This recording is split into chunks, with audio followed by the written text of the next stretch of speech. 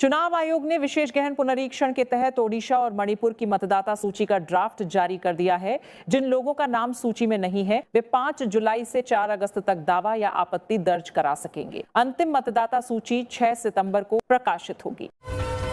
भारत और ब्रिटेन के बीच मुक्त व्यापार समझौता 15 जुलाई से लागू होगा। केंद्र सरकार ने इससे जुड़े नियम भी जारी कर दिए हैं। नए नियमों के अनुसार केवल भारत या ब्रिटेन में बने उत्पादों को ही इस समझौते का लाभ मिलेगा।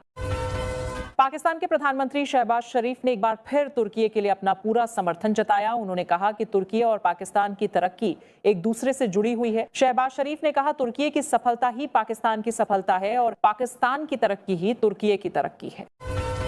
विदेश मंत्री एस जयशंकर 6 देशों के दौरे पर रवाना हुए। इस दौरान वह Qatar, Bahrain, Kuwait, Oman, Belgium और अमेरिका का दौरा करेंगे। यात्रा के दौरान कई अहम द्विपक्षीय बैठकों और रणनीतिक मुद्दों पर चर्चा होने की उम्मीद है। ऑस्ट्रेलिया दौरे से पहले प्रधानमंत्री मोदी को ऑनलाइन जान से मारने की धमकी मिली है। ऑस्ट्रेलियन फेडरल पुलिस ने मामले की जांच शुरू कर दी है। संदिग्ध आईपी एड्रेस ट्रेस कर लिया गया है और आरोपी की तलाश जारी है। पंजाब में कांग्रेस में अंदरूनी नाराजगी की खबरों के बीच प्रियंका गांधी ने हालात संभालने की पहल की है। पार्टी के 2 वरिष्ठ नेताओं ने चंडीगढ़ में नाराज नेताओं से अलग अलग मुलाकात कर उनसे फिलहाल शांत रहने और पार्टी के साथ बने रहने की अपील है। आरएसएस प्रमुख मोहन भागवत ने अयोध्या राम मंदिर के कथित दान घोटाले पर सख्त कार्रवाई की मांग की है। उन्होंने कहा कि इस मामले के दोषियों को किसी भी कीमत पर बख्शा नहीं जाना चाहिए। साथ ही बच्चों में बढ़ते मोबाइल स्क्रीन टाइम और अकेलेपन की वजह से बढ़ रही आत्महत्याओं पर भी चिंता जताई। बद्रीनाथ मंदिर में चढ़ावा चोरी के आरोपों के बाद जांच तेज कर दी गई है। मामले की जांच के लिए 4 सदस्यीय उच्च स्तरीय समिति का गठन किया गया है। समिति को 1 सप्ताह के भीतर अपनी रिपोर्ट सौंपने के निर्देश दिए गए हैं। बद्रीनाथ मंदिर में चढ़ावे में कथित गड़बड़ी की जांच के बीच बद्रीनाथ केदारनाथ मंदिर समिति ने आरोपी कर्मचारी को अहम जिम्मेदारियों से हटा दिया है। फिलहाल उससे प्रोटोकॉल और दान चढ़ावे की गिनती से जुड़ी ड्यूटी से अलग कर दिया गया है। पश्चिम बंगाल सरकार ने कानून व्यवस्था को लेकर सख्त फैसला लिया है। अब सार्वजनिक या निजी संपत्ति को नुकसान पहुंचाने वालों से हुए नुकसान की 3 गुना भरपाई वसूली जाएगी। सरकार का कहना है कि इससे उपद्रव और तोड़फोड़ की घटनाओं पर रोक लगाने में मदद मिलेगी। पश्चिम बंगाल में केंद्रीय गृह मंत्री अमित शाह के कोलकाता दौरे से पहले माहौल गर्मा गया है। डॉक्टर श्यामा प्रसाद मुखर्जी की प्रतिमा के चबूतरे में तोड़फोड़ की गई है। बीजेपी ने इसके लिए तृणमूल कांग्रेस पर साजिश का आरोप लगाया, जबकि पुलिस मामले की जांच कर रही है। केंद्रीय गृह मंत्री अमित शाह और केंद्रीय मंत्री जी किशन रेड्डी ने अवैध कोयला खनन और कोयला चोरी पर उच्च स्तरीय बैठक की। अमित शाह ने कहा कि ऐसी गतिविधियों पर रोक लगाने के लिए हाई रेजोल्यूशन कैमरों और आधुनिक तकनीक का ज्यादा प्रभावी इस्तेमाल किया जाए। बिहार सरकार गांवों को आर्थिक रूप से मजबूत बनाने की नई योजना ला रही है। इसके तहत ग्राम पंचायतों को होल्डिंग टैक्स और स्थानीय सेवाओं के बदले शुल्क लेने का अधिकार मिलेगा। इससे पंचायतों को हर साल करीब 2000 करोड़ रुपए की अतिरिक्त आय होने का अनुमान है। मणिपुर में सुरक्षा बलों ने बड़ी कार्रवाई करते हुए 4 उग्रवादियों को गिरफ्तार किया है। अभियान के दौरान भारी मात्रा में हथियार और गोला बारूद भी बरामद हुआ। प्रतिबंधित यूएनएलएफ और केसीपी के सक्रिय सदस्यों पर भी शिकंजा कसा गया है। राम मंदिर चढ़ावा चोरी मामले की जांच लगातार तेज होती जा रही है। कोर्ट की अनुमति के बाद अयोध्या पुलिस ने जेल में बंद 5 आरोपियों से पूछताछ की। पुलिस पहले ही अविनाश शुक्ला से लंबी पूछताछ कर चुकी है और जरूरत पड़ने पर अन्य आरोपियों की भी रिमांड ले सकती है। मुख्यमंत्री योगी आदित्यनाथ ने भी चढ़ावा चोरी विवाद को लेकर कांग्रेस और समाजवादी पार्टी पर निशाना साधा। योगी ने कहा कि दोनों दल समाज को बांटने की राजनीति में असफल होने के बाद अब देश की आस्था पर हमला कर रहे हैं। उन्होंने दावा किया कि उत्तर प्रदेश में बीजेपी लगातार तीसरी बार सरकार बनाएगी। बिहार की राजनीति में भी बड़ा घटनाक्रम सामने आया है। जन स्वराज पार्टी के संस्थापक प्रशांत किशोर पहली बार चुनावी मैदान में उतरेंगे। पार्टी ने उन्हें पटना की बांकीपुर विधानसभा सीट से उम्मीदवार घोषित किया है। इस सीट पर 30 जुलाई को मतदान और 3 अगस्त को मतगणना होगी।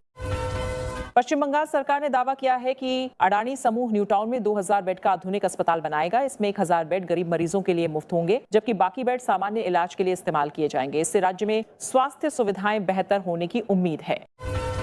बॉलीवुड अभिनेता आमिर खान ने मुंबई के बांद्रा स्थित अपने घर में गर्लफ्रेंड गौरी स्प्रेड से कोर्ट मैरिज कर ली है। शादी में परिवार के सदस्य और कुछ करीबी मेहमान शामिल हुए। फिल्म और राजनीति जगत की कुछ हस्तियां भी इस मौके पर मौजूद रहीं।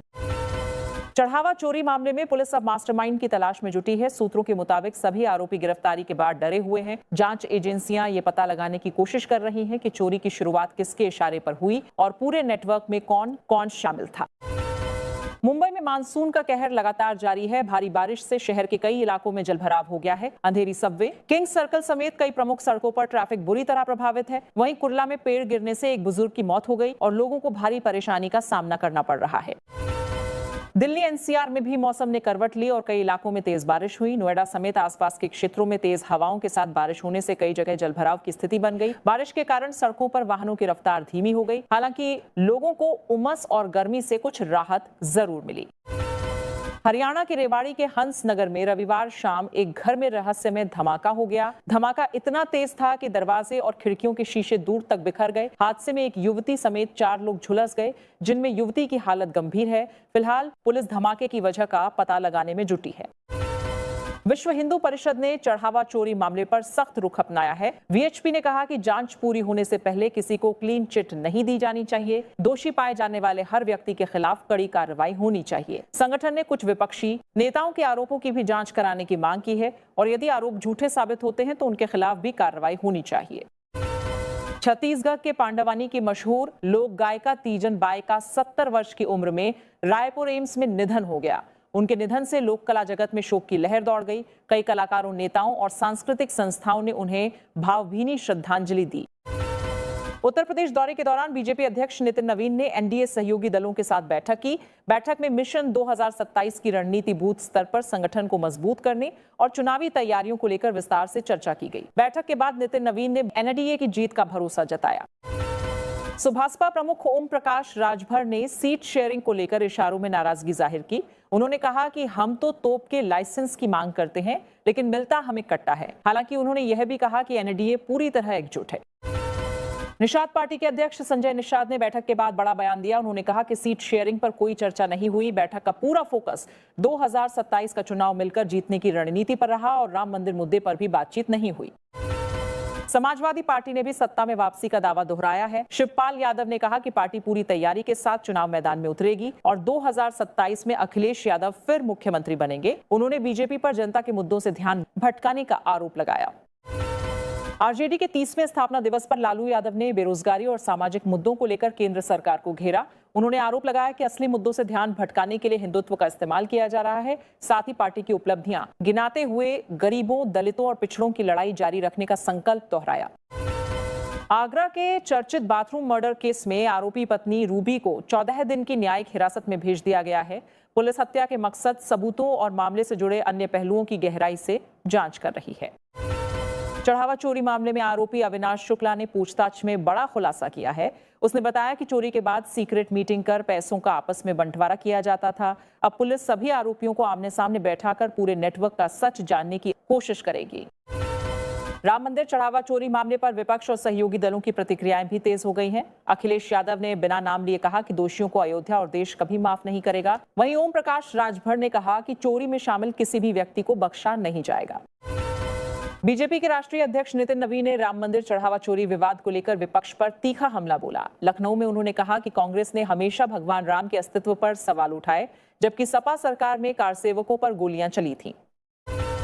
उत्तर प्रदेश के गोंडा में मगरमच्छ के हमले में एक चरवाहे की मौत हो गई। घटना के बाद आसपास के गांवों में दहशत का माहौल है। वन विभाग ने लोगों को नदी किनारे जाने से बचने और सतर्क रहने की सलाह जारी की है। ऐसी ही ताजा और दमदार खबरें सबसे पहले देखने के लिए हमारा चैनल सब्सक्राइब करें और बेल आइकन जरूर दबाएं।